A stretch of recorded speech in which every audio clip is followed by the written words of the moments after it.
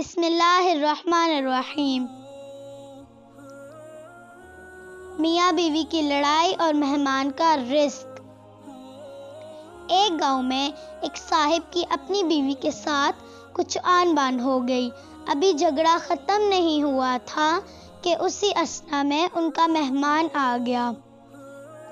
خاوند نے اسے بیٹھک میں بٹھا دیا اور بیوی سے کہا کہ فلاں رشتہ دار مہمان آیا ہے، اس کے لیے کھانا بناؤ۔ وہ غصے میں تھی، کہنے لگی تمہارے لیے کھانا ہے نہ تمہارے مہمان کے لیے۔ وہ بڑا پریشان ہوا کہ لڑائی تو ہماری اپنی ہے، اگر رشتہ دار کو پتہ چل گیا تو خواہ مخواہ کی باتیں ہوں گی، لہٰذا خاموشی سے آ کر مہمان کے پاس بیٹھ گیا۔ اتنے میں اسے خیال آیا کہ چلو بیوی اگر روٹی نہیں پکاتی تو سامنے والے ہمارے ہمسائے بہت اچھے ہیں، خاندان والی بات ہے، میں انہیں ایک مہمان کا کھانا پکانے کے لیے کہہ دیتا ہوں۔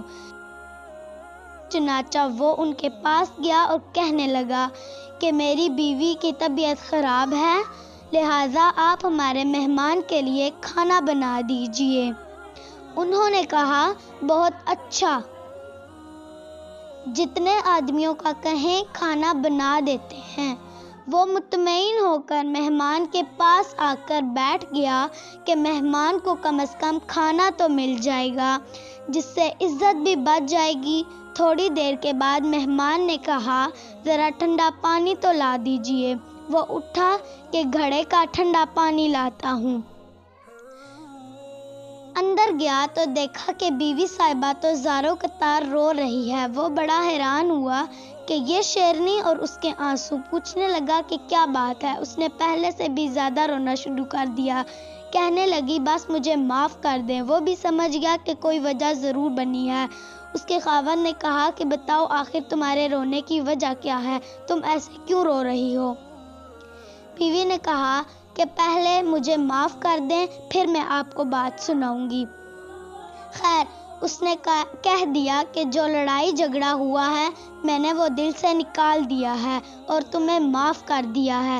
کہنے لگی کہ جب آپ نے آ کر مہمان کے بارے میں بتایا اور میں نے کہہ دیا کہ نہ تمہارے لیے کچھ پکے گا اور نہ مہمان کے لیے، چلو چھٹی کرو، تو آپ چلے گئے، مگر میں نے دل میں سوچا کہ لڑائی تو میری اور آپ کی ہے اور یہ مہمان رشتہ دار ہے، ہمیں اس کے سامنے یہ پول نہیں کھولنا چاہیے۔ چنانچہ میں اٹھی کہ کھانا بناتی ہوں۔ جب میں باورچی خانے میں گئی تو میں نے دیکھا کہ جس بوری میں ہمارا آٹا پڑا ہوتا ہے، ایک سفید ریش آدمی اس بوری میں سے آٹا نکال رہا ہے۔ میں یہ منظر دیکھ کر سہم گئی۔